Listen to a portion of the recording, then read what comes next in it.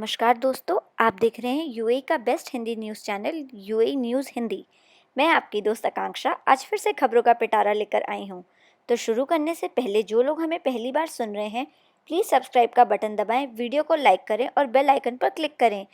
UAE की ताज़ा तरीन खबरों के लिए अब आप हमें इंस्टाग्राम और फेसबुक पर भी फॉलो और लाइक करें, जिसका लिंक डिस्क्रिप्शन बॉक्स में दिया गया है, ताकि यूएई की हर खबर से अपडेटेड रहें।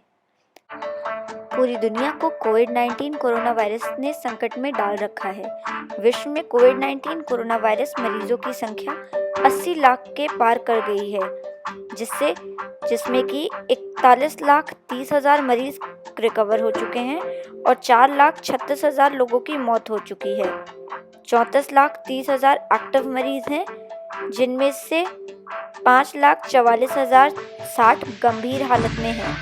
सबसे अधिक 21,60,000 मरीज अमेरिका में हैं, जहां 1,17,858 लोगों की इस बीमारी से मृत्यु हो चुकी है।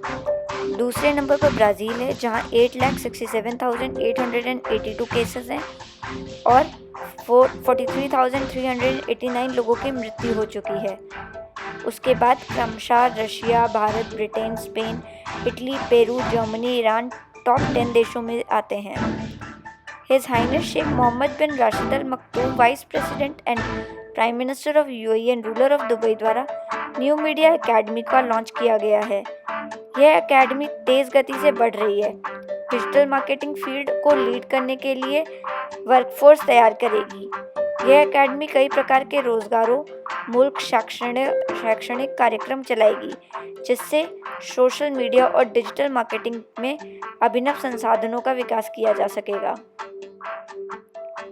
Department of culture and tourism Abu Dhabi द्वारा म्यूजियम और कल्चरल साइंस को दोबारा शुरू करने की तैयारी के मद्देनज़र स्वास्थ्य और सुरक्षा की दृष्टि से गाइडलाइंस जारी किए गए हैं, जिनके अनुसार विजिटर्स की संख्या 40% रहेगी और सोशल डिस्टेंसिंग आदि सभी की सुरक्षा उपायों का पालन करना होगा।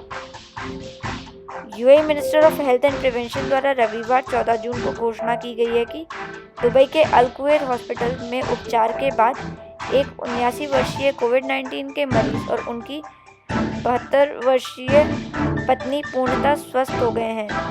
यह यूएई के शासकों की दूरदर्शिता और मेडिकल स्टाफ की कुशलता का परिणाम है। 79 वर्षीय पति कोविड-19 संक्रमण से पहले से ही डायबिटीज, ब्लड प्रेशर और दिल की बीमारी से पीड़ित थे। दुबई में ग्रेजुएट्स को उनके स्कूल के सीनियर हेड्स द्वारा अपने हाथों से उपहार दिए गए हैं। द इंग्लिश कॉलेज दुबई के 2 सीनियर लीडर्स द्वारा घर घर जाकर 62 ग्रेजुएट्स को उपहार बैग्स दिए गए हैं। अलग होते समय दिए जाने वाले उपहार स्वरूप इन ग्रेजुएट्स को सैनिटाइज्ड बैग्स में फेस मास्क, वाटर फ्लास्क और ग्रेजुएशन 2020 सर्टिफिकेट, जिनको दुबई के आर्टिस्ट हैटी पेदार द्वारा आंशिक रूप से चित्रित किया गया है, वह दिए गए हैं। स्कूल मैनेजमेंट द्वारा किए गए इस अभिनव कार्य से ग्रेजुएट्स को बहुत ही खुशी मिली है। यूके स्कूल के सीनियर हेड्स का कहना है कि वे स्टूडेंट्स के भावों को उच्च रखना चाहते हैं। हमारे लिए स्टूडेंट्स अमूल्य हैं, जो इस वर्ष काफ़ी असहज महसूस कर रहे हैं। हम अपने स्टूडेंट्स को काफ़ी मिस कर रहे हैं, क्योंकि हमने उन्हें मार्च महीने के बाद से डिस्टेंस लर्निंग शुरू हुई थी, तब से फिजिकल नहीं देखा है। शिक्षक होने के नाते हमारे लिए यह स्थिति बहुत कठिन है। अब जब स्टूडेंट्स अपने भविष्य के लिए हमसे दूर हो जाएंगे, उससे पहले हम एक बार उन्हें देख सके, यह हमारी इच्छा थी। हमारे ग्रेजुएट्स के चेहरों पर प्रसन्नता देखकर हमारे लिए यह यादगार अनुभव है। 24 जून को वर्चुअल ग्रेजुएशन डे आयोजित करने का कार्यक्रम बनाया जा रहा है। चीन के बीजिंग शहर के सिनफाडी फूड मार्केट से कोविड-19 वायरस का पुनः संक्रमण फैलने का कारण उसके आसपास स्कूल और आवासीय क्षेत्रों को पुनः लॉकडाउन किया गया है। यूएई में खुली धूप में कार्य करने वाले वर्कर्स के लिए मिड डे ब्रेक आज से शुरू हो गया है। इस कार्यक्रम के प्रायोजक है दुबई के श्रेष्ठ movers and packers and logistic solution provider horn-okay please द्वारा पैकिंग, मूविंग, शिफ्टिंग, फिक्सिंग आदि कार्य पूर्ण कुशलता, सुरक्षा एवं सावधानी से वेल स्किल्ड कर्मचारियों द्वारा रीजनेबल रेट्स पर किए जाते हैं। हॉर्नो के पुलिस द्वारा कंपनीज को लॉजिस्टिक सॉल्यूशन जैसे रेंटल ट्रक्स, बाइक्स, ट्रेलर्स आदि भी उपलब्ध कराए जाते हैं। संपर्क के लिए वेबसाइट hornokepolice.ae को विजिट करें और कॉल करें। डिस्क्रिप्शन बॉक्स में सभी डिटेल्स दी गई हैं। शारजाह म्युनिसिपैलिटी द्वारा 13 स्टेरिलाइजेशन गेट बनाए गए हैं, जहां थर्मल कैमरा लगवाए गए हैं। यहां रविवार 14 जून से 30% कर्मचारी पुनः काम पर वापस आ गए हैं। यहां कोविड-19 से बचाव के सभी उपायों का पालन किया जा रहा है। कल रविवार 14 जून से दुबई के सभी शासकीय कार्यालयों में 100% कर्मचारियों ने काम करना शुरू कर दिया है। 17 मार्च के बाद अपने कार्यालय में अपने साथियों से मिलकर काफ़ी खुश नज़र आ रहे हैं। पिछले 3 माह से सभी कर्मचारी अपने घरों से ही कार्य कर रहे थे।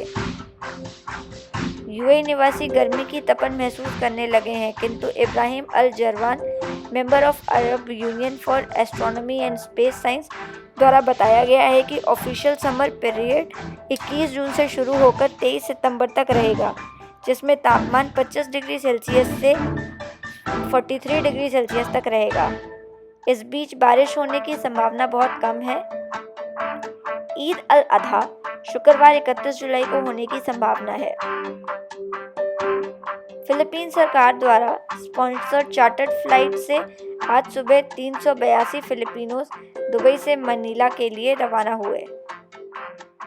भारतीय विदेश मंत्री एस जयशंकर द्वारा बताया गया है कि भारत सरकार वंदे भारत मिशन के तहत विदेशों से लौटने वाले स्किल्ड माइग्रेंट्स का डेटा एकत्रित कर रही है, जिससे वह उनके कौशल का उपयोग करके राष्ट्र के विकास में हाथ बटा सके।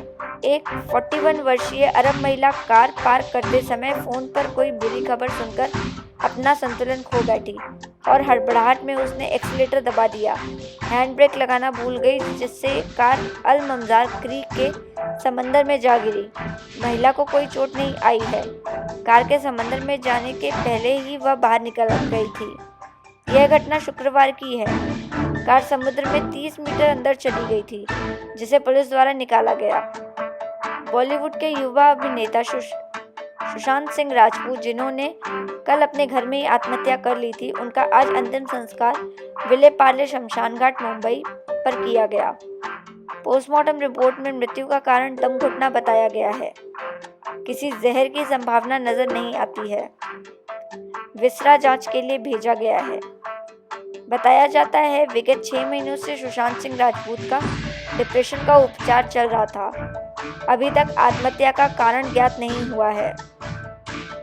शारजाह क्रीक में सोमवार सुबह आग लगने से 4 फिशिंग बोट्स नष्ट हो गई हैं।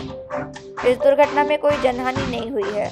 Director of the industrial development at Abu Dhabi department of economic development Khalid Mubarak Bani Jama द्वारा रविवार 14 जून को एक प्रेस ब्रीफिंग में घोषणा की कि अबू धाबी के लगभग 8000 टूरिज्म व्यावसायिक प्रतिष्ठान और रेस्टोरेंट को उनकी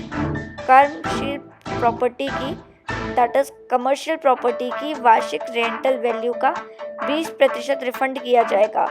कोरोना वायरस के व्यापार पर पड़े दुष्प्रभाव को कम करने के लिए यह 200 मिलियन दिरहम का पैकेज सरकार को आर्थिक प्रोत्साहन कार्यक्रम का हिस्सा है। मई माह में इस हेतु आवेदन मांगे गए थे। डिपार्टमेंट द्वारा 220 आवेदन मंजूर किए गए हैं। हमसे जुड़े रहने के लिए धन्यवाद। यूएई न्यूज़ हिंदी, खबरें अपनों की अपनों के लिए।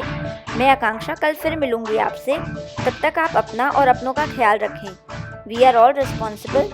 हम सभी जिम्मेदार हैं। शुभ रात्रि, शब्बा खैर, सत श्री अकाल।